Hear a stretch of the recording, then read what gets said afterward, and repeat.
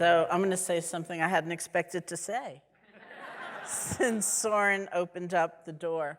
Well, actually, first, I had expected to say, I'm happy Soren's back in New York City also, since I knew him way back when. And that's a delight. And what I had not expected to say until that invitation was, did it strike you that that question, am I aware, is like a really trick question? Because once you say, am I aware, you're not that likely to say no, right? I mean, what state would you have to be in to say no? So anyway. So my last book was called Real Happiness at Work. And I thought I'd start by just telling you the story. Soon after the book came out, these friends gave me a dinner party with a small number of people there. And it was just the kind of typical thing where you were talking to the person next to you, and somebody at the table got a little disgruntled at the fractured nature of the conversation. So she said, okay, I think we should just have one conversation, and we should all talk about a topic. And the topic should be, what is your memory of your happiest time at work? Sharon, you start. And I was like really startled. And what just came out of me was, when I first began teaching meditation, I was often teaching with colleagues, Joseph Goldstein, sometimes Jack Kornfield, which was a tremendous blessing. And I was completely terrified at public speaking. I'm terrified. So I never gave a lecture. And the format of our retreats has always been that people practice meditation quite intensively all day with some questions and answers and so on. And then there's like a formal discourse at night. Couldn't do it. So it was very interesting. Joseph and I had been in India together during some major parts of the, at that time, the feminist movement. And people were just going up to Joseph all the time and saying, why won't you let her speak? Why won't you let her have a voice? And he would say, I would be so happy. I'd love a night off if she'd only speak. I could not do it. I was so frightened. And then one day, really a long time into it, months, maybe years even, I thought about this one particular meditation practice and approach, which is called loving kindness, which is about developing the heart of love, basically. And I thought, okay, I bet I can give a talk on that, because if my mind goes completely blank, I can launch into a guided meditation and no one will know. So at home in Massachusetts, I have piles and piles and piles of tapes, because it's all cassettes, right, from that era, of myself giving one talk. That was all I could speak about. And then one day, it struck me, you know what? They're all loving kindness talks, whatever the topic, because the point is connection. It isn't really about being an expert, imparting your expertise, being impressive, sounding smart. It's about connection. That's what it's all about. And that was the day I could begin to actually speak. And it was interesting because Joseph was actually at this dinner party. And as we went around the table and it got to be his turn, he said, my happiest day at work was when Sharon finally decided to give a talk. So that was pretty great. But there is a lot in there. That moment when I felt I could go beyond what had been holding me back. When I saw that those limitations were, in so many ways, they were constructs. They were products of a certain kind of conditioning. They were certainly the products of fear. And it wasn't a kind of violent enterprise to break through them. It was almost like I could watch them crumble more, or at least get porous so I could go through. That's a source of tremendous happiness at work. It was about connection. They say that studies show the biggest source of happiness at work, whatever work we do, is a sense of meaning. And often the most profound aspect of a sense of meaning is about connection. You may or may not find it in your job description. It certainly may not be there. But that sense of being together, of caring about somebody. After my book came out, actually, there was this wonderful exchange I had with somebody I was teaching. And this was a woman taking the workshop, and she said her happiest time at work was like every day. And she worked in a call-in center, fielding customer complaints. Now, I have been a complaining customer. Perhaps you have too. That's not always a happy exchange, right? So what she said was, I love everybody. I respect everybody. I know by the time they're speaking to me, they've talked to maybe 3 or 4 people. They're so frustrated. I can't always help people, but I always listen to them, and I'm always honest. If I say, I'll get back to you at 2 o'clock, I get back to you at 2 o'clock. And I swear, this woman was, bless you, was radiant.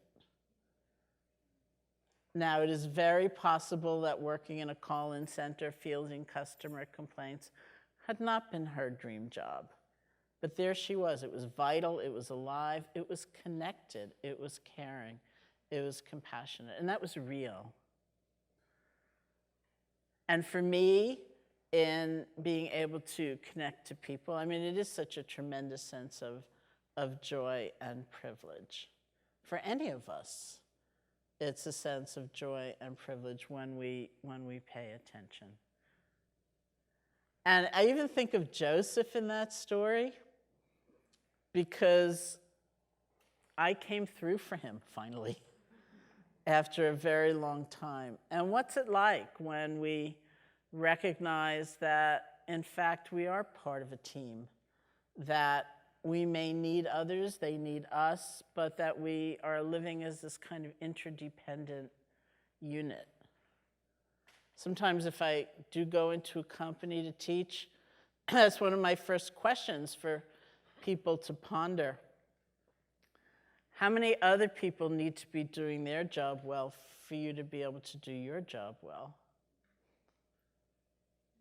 Because really, that's the truth of things. It's not something sentimental or romantic, but we are part of a kind of team if we really open up, if we really pay attention. And that is also a source of great happiness, because we can feel that there are others to support us and that we get the opportunity to support them in turn, that we go forward together, that as much as we may honor, and we should, individual excellence and performance and doing a craft really, really well, at the same time, there are these interlocking parts that are really essential.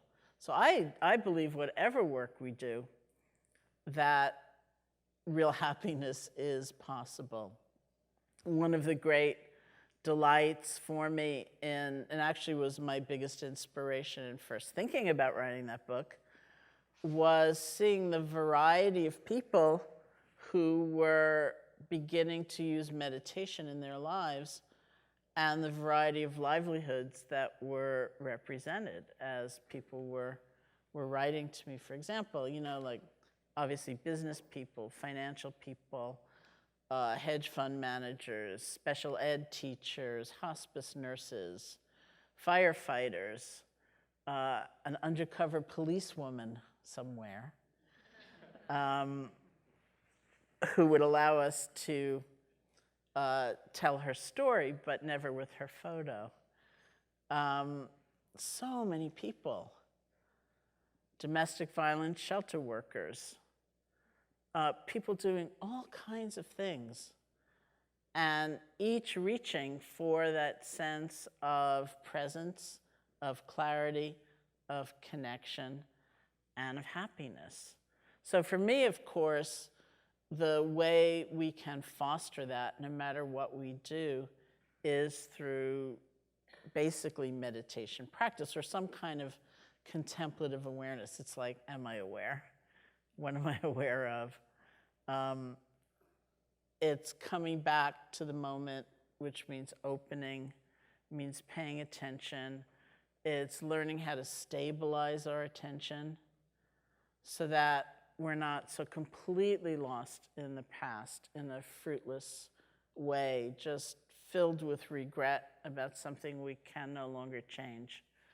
We're not endlessly caught up in the future in a destructive way, just anxiously projecting, well, what if that happens, and then that'll happen, and then my plane will be late, and then I'm gonna not show up, and then, and we haven't even booked the ticket yet,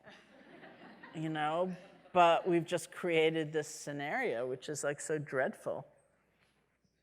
We can capture all that energy and have it return to us so that we can utilize it and be present with what is. We can develop, and I think this is very, very important, it's really a crucial aspect of mindfulness, we can develop a kind of flexibility of attention. We tend to get so stuck in, first of all, assumptions, seeing things a certain way, not even realizing that we have these assumptions acting as filters, drawing a conclusion, making a decision, making a choice.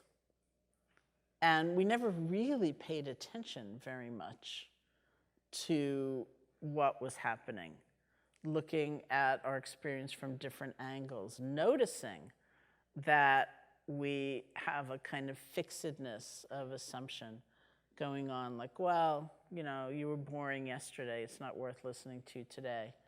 Or I know all about you, right? And it's not worth my time, or whatever it might be. One of the things I like to reflect on is how life is full of surprises when we actually pay attention. Because the world just opens up for us. To have that kind of fluidity or flexibility of attention doesn't mean that we have no sense of principle or aspiration or determination. We do very much, but we don't need to have that kind of rigid holding, that insistence that things happen in a certain way on our timetable, and we can be a whole lot happier. That's a kind of mindfulness. We actually actively practice compassion, which is one of the great kind of oddities in reflection. I think in the West, the idea of practicing compassion or training in compassion sounds kind of bizarre. Like I went to a conference and I left compassionate. It's strange. It has a certain kind of aura of, it's very mechanistic, it's kind of cold. But it's really not meant to be that at all. It's not like the fabrication of a certain feeling or the manufacturing of a certain feeling, but we believe that a quality like compassion will be born from how we pay attention. Do you really look at that person, or do you look through them? Who counts and who doesn't count? Who is on the inside? Who is on the outside? Who have you already decided about and categorized and filed away and don't really look at fully, don't really listen to? Are you included in that whole network of who counts?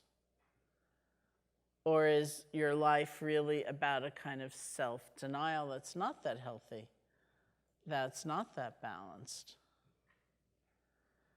as we train ourselves in attention, we train ourselves in compassion inevitably, because compassion is like an emergent property of paying attention. So what are we paying attention to? We're paying attention to the experience of the present moment, whatever it might be, because it's right here. When we train in this kind of attention, then we are, in effect, we're training in awareness, balance, and connection. We're aware of what's happening in all of its nuance or subtlety. We have a different kind of balance because we're not immediately reactive and overcome or just acting out of habit. And we're training in connection because we've like opened the door for a very genuine sense of connection to arise. These things are really happy-making. It's also nice to be a success and to make a lot of money and to be praised and to be acknowledged. These things are great. But it tends to be that it takes an awful lot of self-awareness to feel this is kind of enough, or a sense of inner abundance. You know, I'm sure, how people can have a huge amount externally, materially, by external measures, but not at all have the internal feeling that they nearly have enough.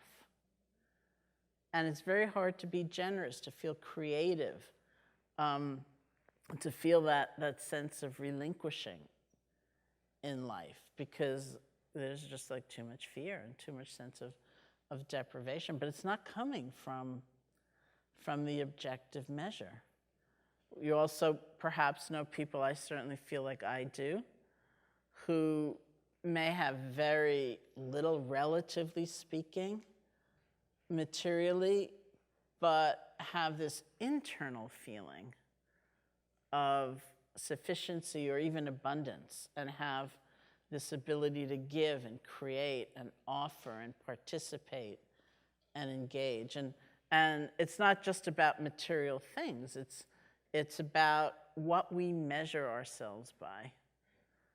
And realizing that if we get on a certain treadmill, there's never enough. I mean, studies show that past a certain point, which I think is,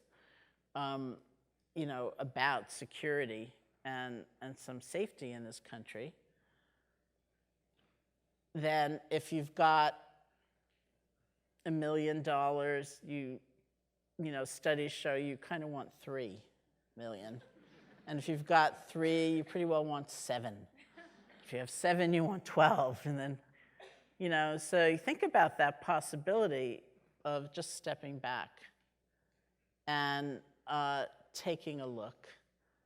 And the question I ask myself, actually, although I'm going to play with am I aware and see what happens, the question I ask myself is, what do I need right now in order to be happy? Do I actually need a change in circumstance right now in order to be happy? Do I need to give, I don't even know what the perfect lecture would look like. I don't know if I knew way back when I was so scared.